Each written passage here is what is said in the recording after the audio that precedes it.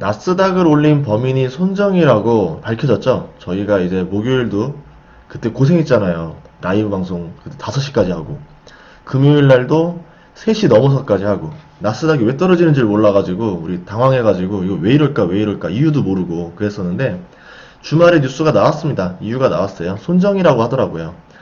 그러니까 손정이가 지금 4조 8천억치 콜옵션을 산 거예요. 그래서 나스닥 지수를 밀어 올렸다. 그래가지고 지금 나스닥이 올라간 거다. 그리고 이번에 주가가 많이 하락했던 이유는 그거를 이제 이익 실현했다는 거죠. 팔았다는 거죠. 그러면은 콜옵션을 4조 8천억치를 사니까 당연히 이제 프로그램 매매든 AI 매매든 당연히 이걸 상승 신호를 보고 기계들이 쫙 사서 올렸을 거 아니에요. 반대로 팔았으니까 기계들이 다시 하락 신호로 알고 내려가는 거죠. 이렇게 된 겁니다. 그래서 지금 뉴스들을 몇 개를 뽑아왔는데 손정이 나스닥 고래 소식에 소프트뱅크 주가가 7% 떨어졌다. 이런 말이 나왔고 4조 8천억 콜옵션으로 나스닥 밀어올린 손정이다. 또 이렇게 말해주는 것도 있었고 실질적으로는 걱정이 더 많습니다. 손정이 베팅에 나스닥 새우등 터지는 거 아니냐 이런 우려가 나오기도 하고 실질적으로는 지금 소프트뱅크 주가가 7% 하락을 했어요. 그러면은 뭐냐면 투자자들 입장에서는 지금 소프트뱅크 손정이가 하고 있는 이 행동에 대해서 우려를 표하고 있다. 이렇게 보시면 될 것 같습니다.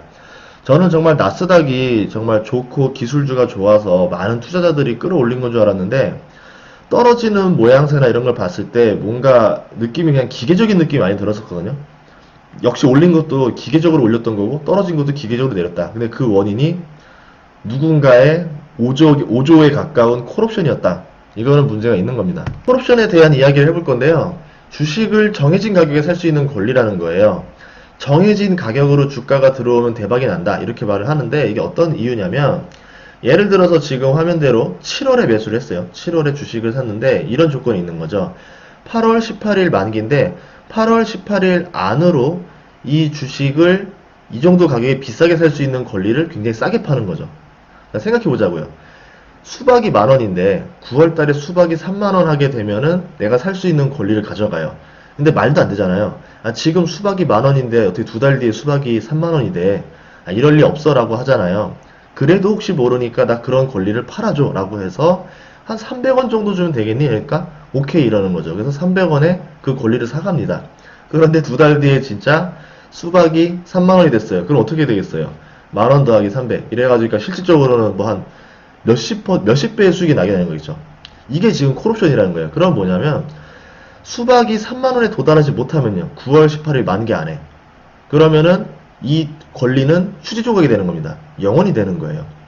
그럼 다시 생각을 해보자고요. 10,000원짜리 수박이 3만원에 됐을 때 실제로 이 수박을 살 수 있는 권리를 헐값에 팔았단 말이죠. 그러면 이 헐값에 판 사람은 누구겠어요? 콜 옵션 매도자라고 하는 거예요. 이 콜 옵션을 판 사람. 이 사람이 무한 책임을 져야 됩니다.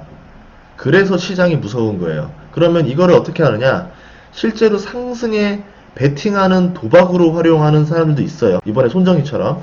반대로 기관 투자자나 펀드들은 어떻게 하냐면 이걸 해지를 하는 거죠. 네, 실제로 해지 펀드들 어떻게 사용하느냐? 콜옵션을 해지용으로 사용하는 겁니다. 만약에 무언가가 잘못됐을 때 옵션에서 돈을 벌기 위해서 한다는 거죠. 예를 들어서 내가 수박 값이 많이 떨어질 것 같아가지고 수박을 다 팔아버렸어요. 10,000원인데 내년에 이번 여름에는 5,000원으로 떨어질 것 같아. 그래서 수박을 싹 다 팔아버립니다. 10,000원에. 그런데 이런 걱정이 나는 거죠. 그런데 만약에 이번에 태풍이 안 올라와서 수박 가격이 30,000원으로 올라가면 어떡하지? 라는 걱정 때문에 콜옵션을 조금 더 사는 겁니다. 그러면 상승을 하게 돼도 이익이 나는 거고 하락을 하게 돼도 내가 손해가 안 나는 거죠. 그러니까 이렇게 하든 저렇게 하든 내 손실을 최대한 회피할 수 있어서 해지를 건다. 이렇게 보시면 되는 건데요. 그래서 원래 해지 전략은 이렇게 하는 거예요. 지금 나스닥에 나왔던 건데 콜옵션을 매수한 사람은 상승에 베팅을 했기 때문에 주식을 팔아야 됩니다. 주식을 판다는 건 뭐예요? 하락을 예상한다는 거죠. 상승에도 예상하고 하락에도 예상해서 결국은 이게 이렇게 되든 저렇게 되든 간에 본전이 날 수 있게 설정을 하는 거죠. 반대로 콜옵션을 매도했다. 콜옵션을 판 사람은 어떻게 해야 되겠어요? 이번에 손정희한테 콜옵션 판 사람들은 만약에 하락에도 베팅했지만 혹시 정말 나스닥 지수가 오를지도 모르니까 주식을 사야 됩니다. 나스닥 주식들을 사야 돼요. 하락에 베팅하고 상승에 베팅한 거죠. 그러면 어떻게 되느냐? 이 사람도 손해가 없이 본전이 나요. 근데 이번에 손정희가 어떻게 했냐면, 이거는 좀 그렇죠. 콜옵션 주식을 사고 주식도 샀어요. 나스닥 주식도 샀어요. 그러면 뭐냐면 이 사람은 오로지 상승에만 베팅한 거예요. 상승을 하게 되면 큰 수익이 나는 거고, 하락하게 되면은 콜옵션 휴지 조각 되고 주식 산 거 다 날리는 거고 또 손해 보는 거고, 그러면 엄청난 손해가 날 거죠. 그러면 손정희는 뭐다? 무조건 상승에만 베팅하는 전략을 썼다. 물론 여기서 이번에 수익이 났습니다. 하지만 만약 나스닥 지수가 오르지 않았다라고 하면은 골로 갈 뻔했던 거죠. 목숨 걸고 쓴 전략이라는 거예요, 이번에. 굉장히 위험했다라고 보시면 돼요. 실제로 나스닥 지수가 어떻게 되냐면, 손정희가 이번에 베팅을 걸은 게 7월로 유추하고 있어요. 7월에 샀다라고 하는데, 7월에 나스닥 지수가 1만이었었습니다. 그런데 지금 12,000이 됐죠. 20%가 상승했어요. 그러면 나스닥에 있는 나머지 주가들은 어떻게 됐을까요? 테슬라를 볼게요. 지금 테슬라도 7월에 275달러였다가 9월에 500달러까지 올라갔죠. 거의 2배 가까이 올랐었어요. 80%가 상승했었습니다. 그러다가 이번에 주가가 많이 떨어졌죠. 그러니까 지금 주가가 많이 떨어진 시기에 나스닥도 떨어지고 테슬라도 떨어지고 다 떨어졌는데, 요 시기에 지금 정리한 거 아니냐, 콜옵션을 정리한 거 아니냐, 그래서 기계들이 지금 순간적으로 다시 우르르 매도가 나온 거 아니냐, 이렇게 보고 있다라는 거고요. 그러면 다 봅시다. 엔비디아도 볼게요. 엔비디아도 7월에 380달러였다가 9월에 588달러, 55%가 상승했습니다. 많이 떨어졌죠. 또 그리고서는 지금 588에서 504달러니까 17%가량 떨어졌다는 거예요. 많이 떨어졌습니다. 아마존닷컴 같은 경우도 3,000달러에서 3,500달러, 17% 상승했는데, 생각보다 이게 막 많이 오르지 못했어요. 애초에 좀 비싸기도 하고, 또 그 전에 저점을 한번 찍고 올라가서 이렇게 된 거고, 어쨌든 이렇게 했다가 3,500달러까지 갔다, 이렇게 보시면 되고요. 마이크로소프트도 201달러에서 230달러로 15% 상승했습니다. 애플 같은 경우는 90달러에서 137달러로 많이 올랐는데요. 시총 1위가 이렇게 많이 오를 수 있나 싶었는데, 어떻게 52%가 상승하나 그래서 놀라긴 했지만 결국 조금 떨어졌어요. 137까지 찍고 나서 120까지 떨어졌으니까 여기다 한 15% 정도 떨어졌습니다. 그러면 왜 지금 콜옵션에다가 현물 매수 전략을 썼을까? 이게 궁금한 거거든요. 손정희는 왜 이랬을까? 긍정적인 면이랑 부정적인 면을 두 개 다 볼게요. 긍정적인 면으로 보면 뭐냐면, 기술주의 미래에 확신한 거예요. 기술주 좋다, 무조건 오를 거다. 실제로 손정희가 돈을 많이 벌게 된 게 뭐 알리바바라던가 뭐 이제 소프트웨어라던가 뭐 이런 투자잖아요. 이런 기술주 아니면 좀 신사업 같은 투자를 해서 성공한 사람이기 때문에 이런 새로운 기술주에 대해 관심이 많았을 거고, 여기에 미래에 확신을 걸었다. 저는 이렇게 보는 거고요. 부정적으로 보면 뭐냐면, 소프트뱅크가 1분기에 적자가 16조였습니다. 비전 펀드도 100조짜리를 만들었는데 이게 20조 손실이 났어요. 그리고 위어크도 적자가 심각한 상태입니다. 그럼 어떻게 되겠어요? 사람이 궁지에 몰리다 보니까 뭐라도 보여줘서 역전을 보여줘야 되는 거죠. 나 아직 죽지 않았어, 나 잘해라는 걸 보여줘야 되는데, 지금 자기 사업에서 보여줄 수 있는 게 없는 거예요. 그럼 어떻게 되겠습니까? 결국은 무언가 다른 걸로 보여줘야 되는데, 내가 기술주를 투자해서 돈 버는 걸 보여주겠다, 이렇게 된 게 아니냐. 그래서 7월달에 이런 말을 했었어요. 6천억 규모의 펀드를 조성해서 주식 투자를 하겠다라고 했는데, 지금 투자한 거는 6천억 규모가 아니죠. 그 이상을 투자해버렸죠. 그래서 제가 볼 때는 뭐 긍정적인 것도 있겠지만, 결국은 뭐냐면 자기가 뭔가 약간 영웅심리가 있는 거였죠. 내가 뭔가 보여주겠다 라는 걸 통해서 했던 거 아니냐, 좀 걱정이 됩니다. 그래서 지금 나스닥의 운명이 어떻게 될까 봤을 때, 이게 시장에서 어떻게 반응하냐는 건데, 일반적인 전문 투자자, 뭐 글로벌 은행들이 봤을 때는 이거를 좋게 보지 않을 거라는 거죠. 스타크래프트를 뭐 하시는 분들은 알겠지만, 생더블이라고 해서 시작하자마자 그냥 멀티를 먹는 게 있어요. 그러니까 굉장히 치사한 전략이라 보거든요. 그래서 이렇게 되면은 좀 분노합니다. 상대방이 분노해서 공격을 바로 해버려요. 이런 거기 때문에 시장을 교란했고, 그 덕분에 글로벌 은행들도 굉장히 투자해서 많이 좀 곤란을 겪었을 거고, 그래서 단기 수익을 얘가 냈으니까 당연히 누군가 피해를 받겠죠. 그럼 어떻게 하겠어요? 복수를 해야죠. 금융적인 복수를 할 수도 있는데, 이게 어떻게 될 것이냐. 결국은 또 이런 것도 있고, 나스닥이 정상적으로 오른 게 아니라 이렇게 콜옵션에 의한 기계적인 매매로 순간적으로 상승했다 그러면은 결국은 기계적인 하락이 온다라는 거거든요. 그럼 이때 누가 피해를 볼 것이냐. 이것도 조심해야 되는 겁니다. 그래서 깨달은 건 뭐냐면 나스닥이 정상적으로 오른 건 아니었다. 그러면 이거는 결국 두려움으로 바뀐다는 거죠. 그렇게 두려움이 바뀌어서 목요일날 떨어지고 금요일날 떨어진 겁니다. 그럼 대처법이 있어야 되는데 제가 대처법 세 가지를 말씀드릴게요.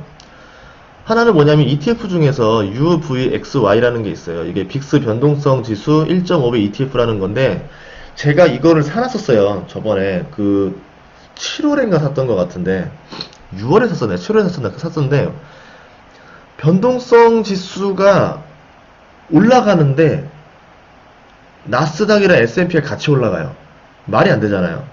왜 지수가 상승하는데 변동성이 같이 올라갈까? 변동성 지수가 콜옵션, 풋옵션에 대한 30일짜리 변동성으로 만들어지는 거거든요. 그러면 뭔가 여기서 문제가 있었다는 게 이제서야 알았던 거죠. 아, 이랬었던 거구나. 반대로 이번에 지수가 하락하는데 그 금요일, 목요일날 보셨을 거예요. 이게 하락하는데 이상하게 자꾸 중간중간에 빅스 지수도 같이 하락을 해요. 말도 안 되는 일이 자꾸 벌어졌었거든요. 그러니까 자꾸 옵션을 건드니까 하락하는데 하락하고 상승하는데 상승하는 이런 기이한 현상이 벌어졌다더라. 이랬다는 거고요. 그러면 빅스 지수가 바닥에 있을 때는 굉장히 안정적이라는 건데 변동성이 튀면은 막 4배씩 올라 버립니다. 그렇기 때문에 내가 혹시 나스닥 주식을 많이 가지신 분들이라면은 만약에 대비해서 이런 빅스 지수를 좀 투자하는 게 낫지 않겠냐. 약간의 조금 들고 가지 않아야 되냐. 이런 생각이 들고요. 또 나스닥에 대해서 지금 투자를 많이 하시는 분들은 뭐냐면 이 주식은 오를 거야, 좋을 거야 라 생각하시는 분들이 많아요. 이거 뭐 길게 가져가면 좋지 않겠냐라 생각하시는데 길게 가져가실 거라 그러면은 지금 변동성 장세에서는 SQQQ를 잠시 들고 가는 것도 괜찮을 것 같아요. 이 ETF는 뭐냐면 원래는 쓰면 안 돼요. 이건 진짜 이것까지 써야 되나 싶을 정도로 지금 시장을 교란해 놓은 거예요. 나스닥 지수가 1% 상승하면은 3% 하락하는 ETF입니다. 반대로 나스닥 지수가 1% 하락하면은 3% 상승하는 ETF인데 나스닥 주식이 혹시 하락하게 되면은 이 ETF가 상승하면서 내 하락분을 커버해 줄 거예요. 그렇기 때문에 이런 투자를 하라는 거고 만약에 문제가 있어요. 나스닥 지수가 오르지 않아도요. 이 ETF의 주가는 계속 하락합니다. 왜? 롤오버라던가 이 선물 지수에 투자했기 때문에 굉장한 비용 손실이 크게 발생해요. 그렇기 때문에 이 지수는 절대 길게 들고 가는 게 아니고 한 달? 아주 길어야 2달 정도? 내가 약간 이렇게 생각해야 돼요. 일종 화재보험 들었다 생각하고 약간 소액으로 들고 가는 전략을 써야 될 때도 있습니다. 만약에 사태가 벌어지면 크게 올라요. 지금 여기서 최근에 크게 오른 것처럼 보이는데 9월달에 크게 오른 거는 이 지수가 올라서 그런 게 아니고 SQQQ가 하도 손실이 심해서 합병을 했어요. 5대1인가 합병을 했을 거예요. 그래서 이렇게 올린 거고요. 하여튼 어쨌든 지금 그래서 빅스라던가 나스닥, SQQQ에는 약간의 해지가 들어가야 되지 않겠냐 지금 말을 하는 거고 하나 더 있습니다. 이거는 정말 지옥에서 꺼내온 ETF인데 이거는 정말 안 쓰고 싶은데 FNGD라고 해서 빵플러스 지수라고 있어요. 빵플러스 지수가 뭐냐면 페이스북, 아마존, 넷플릭스, 구글 그리고 지금 뭐 애플 뭐 이런 것들 있잖아요. 이런 기술주, 나스닥에서 제일 많이 오른 기술주들의 지수를 거꾸로 3배에 투자하는 거예요. 그럼 만약에 여기 이제 빵이라던가 이런 지수들이 하락하게 되면 저는 3배가 오르게 되는 건데 이거를 투자하게 되는 이유는 마찬가지로 뭐겠어요? 나스닥이 하락하게 되면 나스닥 지수보다 나스닥 대장주들이 더 많이 하락할 겁니다. 그러면 얘네들이 하락했을 때 이 ETF는 수익이 나면서 손실과 수익이 동시에 나니까 메꿔지겠죠.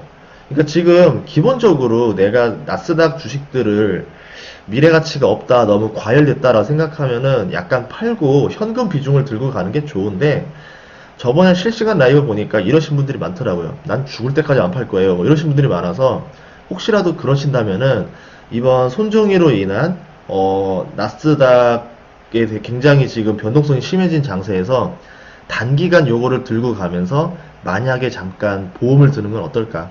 한 달 정도? 한 달에서 한 2달 정도만 잠시 들고 가는 건 어떨까? 물론 이거를 들고 가면은 손실과 하락이 동시에 나면서 이거를 가입한 기간에는 크게 수익이 나지 않습니다. 반대로 크게 손실도 나지 않아요. 그러니까 이런 잠깐 위험한 구간에는 잠깐 안정적으로 가는 게 어떻겠냐 이렇게 좀 정리를 하고 싶습니다. 예, 여러분 투자에 항상 수익도 좋지만 손실에 대한 방어도 필요하고요. 헤지 펀드도 굉장히 공격적으로 운영하지만 이렇게 해지를 반드시 쓰면서 갑니다. 그러니까 여러분들도 무조건 공격만 외치지 말고 현금 비중을 들고 가던 이렇게 해지를 들고 가던 좀 안정적인 전략을 취하셨으면 좋겠습니다. 그러면 다음 시간에 만나도록 할게요. 지금 오늘 월요일 낮 기준으로 나스닥 선물이 마이너스 1.57%까지 하락하고 있거든요. 오늘 밤장에는 미국장이 열리지 않고 아마도 내일 밤에 다시 열릴 것 같은데 지금 분위기로 봐서는 나스닥 분위기가 그다지 좋진 않습니다. 그렇기 때문에 잘 대응하시길 바라겠습니다.